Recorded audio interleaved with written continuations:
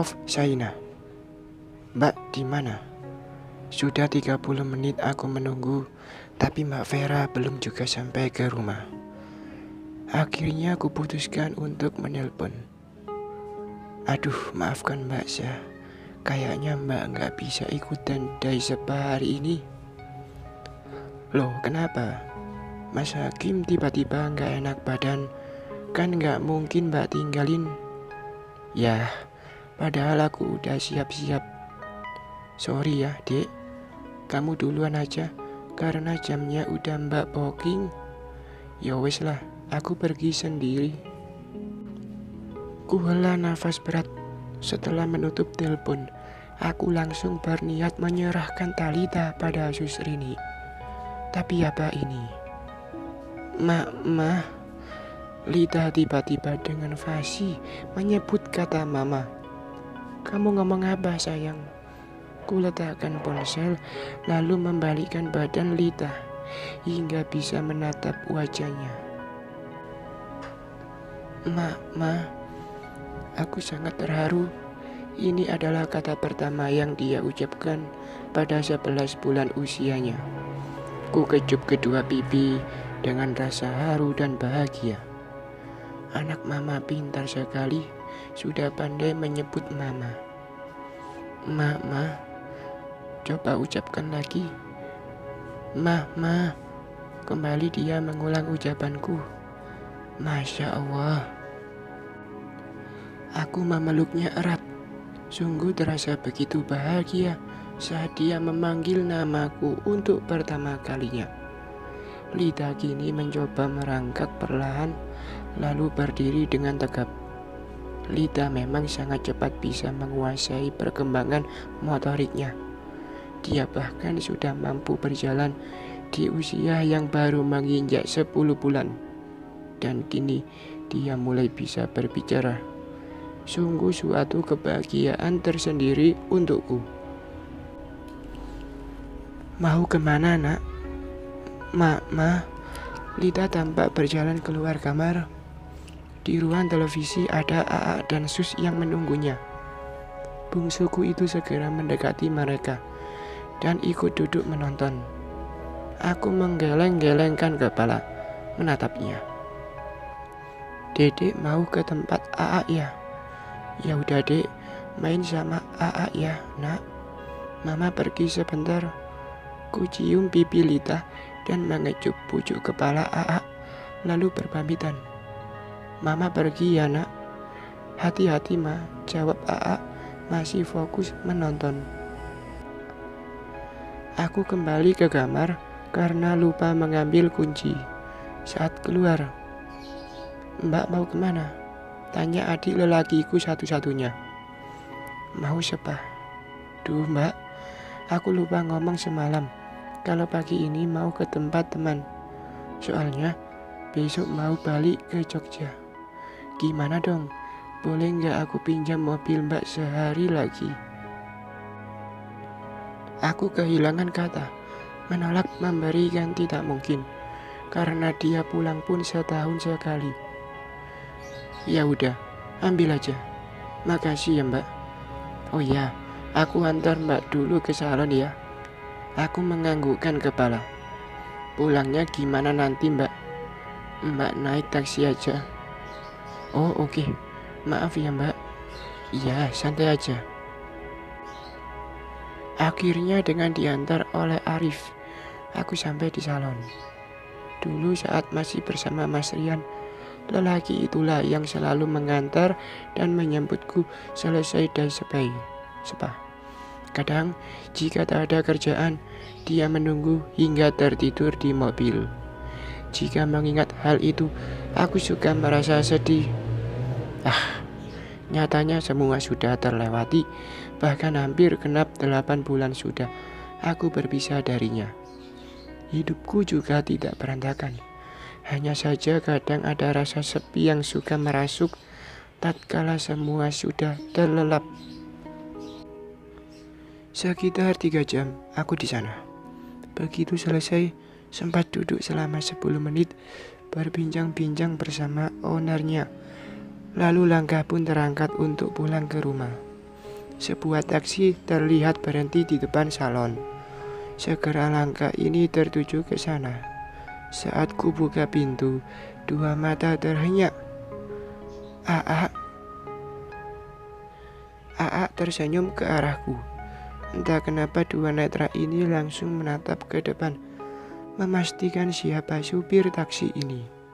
Seketika harus ku membuang napas kasar, menyaksikan senyum semeringah Mas Rian yang duduk di balik kemudi. Silakan masuk, Mbak. Saya akan mengantar sampai tujuan. Entah kenapa melihat kelakuannya, aku sedikit kesal. Gak ada kerjaan lain, Mas. Mas Rian terdiam. Tahu aku tidak suka. Ini taksi siapa? Taksi orang, Ma. Papa bayar untuk jemput Mama dan ajak aku jalan-jalan. Aku menghela napas panjang melihat sikap mantan suamiku itu. Mas, gak perlu repot-repot seperti ini. Aku bisa pulang sendiri. Masih berdiri di depan pintu, aku mencoba menolak ajakannya. Gak repot kok. Tadi AA yang bilang kalau mobilmu dipinjam Arif. Makanya Mas sekalian yang jemput. Ayo Mah, masuk. Ajakan AA membuat egoku sedikit turun. Lalu dengan sungguh terpaksa, aku melangkah masuk dan duduk di samping AA. Mau langsung pulang atau keliling-keliling dulu? Pulang. Keliling-keliling. Aku dan AA menjawab bersamaan. Keliling-keliling dulu ya, Ma. AA belum sempat main-main sama Papa. Ku arahkan dua netra pada Mas Rian melalui kaca depan mobil. Ternyata dia mencuri-curi pandang menatapku juga. Ya udah, tapi gak lama ya. Kasihan dedek di rumah. Siap, Ma. Ku tatap kembali Mas Rian. Dia tampak tersenyum. Mungkin bahagia setelah berhasil membuatku masuk ke taksi ini dan menyanggupi keinginannya untuk berkeliling kota. Taksi yang dikendarai Mas Rian terus berjalan, melewati taman lalu lintas anak bangsa, melewati beberapa kafe, juga beberapa tempat bermain anak. Ada sekitar 30 menit berlalu. Waktu hanya untuk mengitari Purwokerto dari ujung ke ujung. AA dan Mas Rian masih tampak semangat walau hanya mengobrol. Ternyata mereka seperti ini kalau bertemu. Sangat asik walau hanya duduk berdua tanpa melakukan apapun. Berhenti bentar ya, Ma. Kasihan AA, pasti haus dan lapar. Ma, katanya mau berdebat tapi di depan AA. Ya sudah, ku biarkan saja untuk hari ini. Kalian aja yang turun, Mama di mobil aja. Mas Rian tak berkata apapun. Dia akhirnya memberhentikan mobil di salah satu kafe. Benar, Mama gak mau turun? Tanya Mas Rian lagi. Aku menggeleng. Ya udah, yuk A, kita minum dan makan. Mas Rian dan AA kini menuruni taksi, lalu masuk ke dalam kafe. Entah kenapa tiba-tiba perutku mules. Aduh, tahan. Tapi benar-benar gak tahan. Akhirnya berat hati, aku menuruni taksi, lalu masuk ke kafe.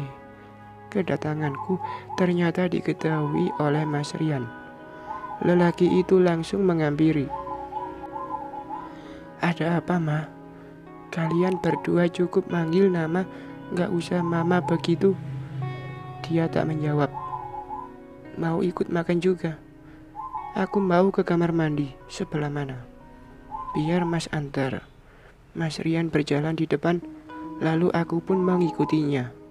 Sempat melempar senyum pada AA yang melihat ke arahku. Sebelum rasa mulas yang teramat menuntun langkah berjalan lebih cepat.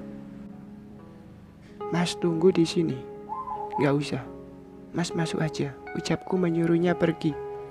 Segera tubuh ini masuk ke kamar mandi dan menuntaskan hajat yang mampir dikala tak tepat waktu ini. Saat keluar, Sungguh terhenyak melihat Mas Rian masih menunggu di depan.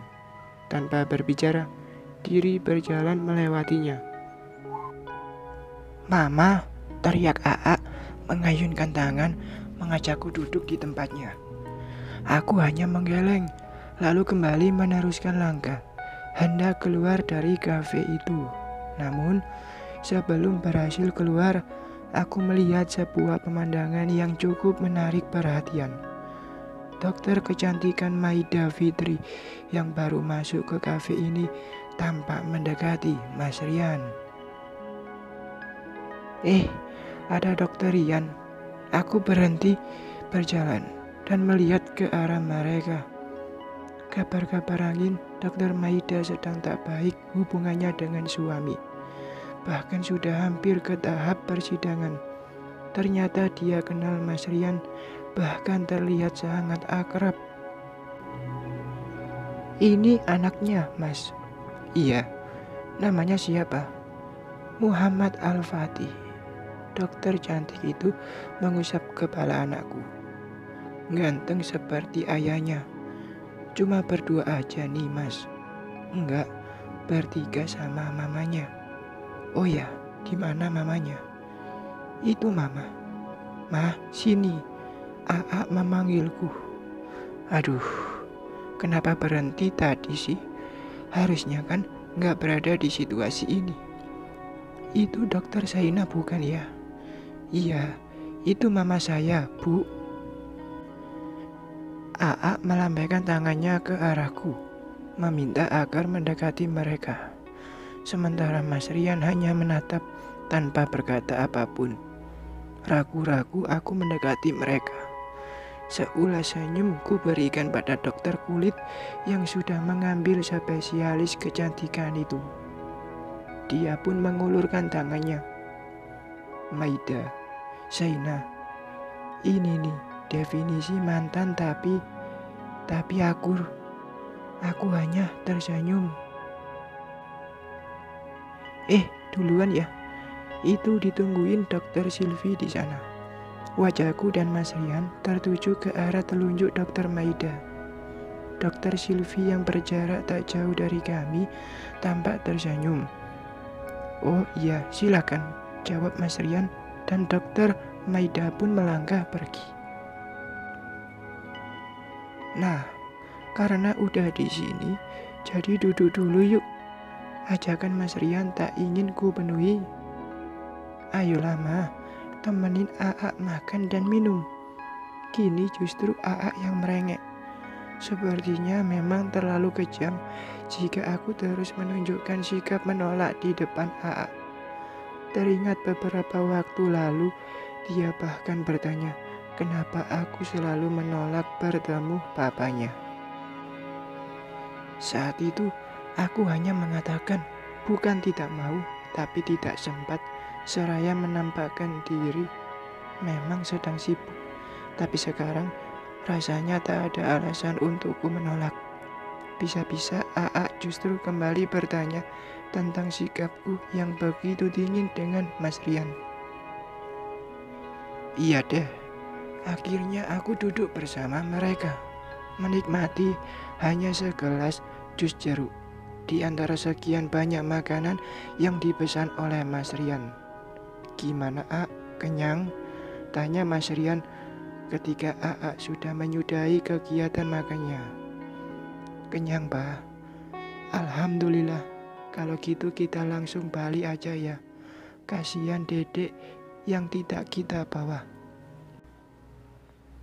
"Iya deh, lain kali kita pergi lagi, bawa Dedek boleh nggak, Ma?" "Hah? Iya boleh." Ku iyakan saja permintaan AA. Lalu kami pun berangkat pulang. Sampai di rumah, AA langsung turun dari mobil dan berlari ke rumah. Saat aku hendak menuruni mobil, Mas Rian justru memintaku untuk duduk kembali. "Mas ingin bicara sebentar saja." Akhirnya aku kembali mengempaskan punggung pada sandaran kursi, tapi wajah tak menatapnya. "Sudah 8 bulan kita berpisah. waktu yang tidak sebentar. Banyak hal pula yang sudah Mas alami. Sakit, bahkan sampai hampir sakaratul maut pun sudah Mas rasakan. Semua itu mengubah banyak hal, terutama tentang cara Mas berpikir dan memaknai arti sebuah tanggung jawab dalam rumah tangga. Zainah, Mas mengaku sangat menyesal atas semua yang pernah terjadi hingga membuat rumah tangga kita tercerai-berai.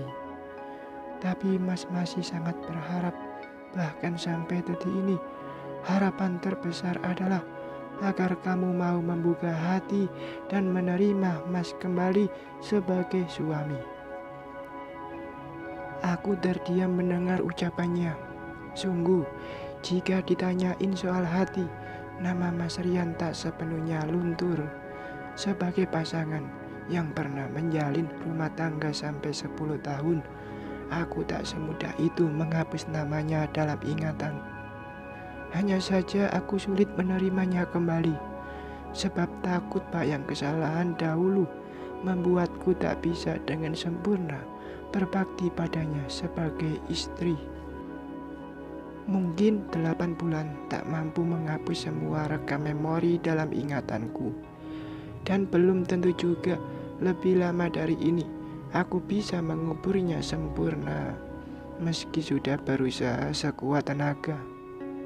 Aku minta maaf Mas, bukan bermaksud tak mau memberimu kesempatan, tapi aku takut tidak bisa berbakti padamu sebagai seorang istri. Sebab tak bersama pun, kadang memori itu kerap mengacaukan pikiran. Aku memberi jeda pada ucapan dan menarik napas berat. Sudahi berharap bisa kembali bersama. Kita harus membangun kehidupan baru dengan rasa dan harapan yang berbeda pula.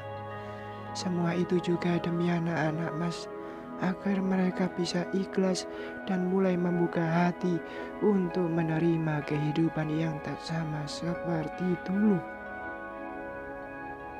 Mas Rian tampak menarik nafas panjang. Apa ini terlalu cepat? Suaranya terdengar bergetar. Bukan masalah waktu Mas, mungkin lebih lama dari ini pun aku akan memberi jawaban yang sama. Aku minta agar Mas membuka hati saja untuk yang lain.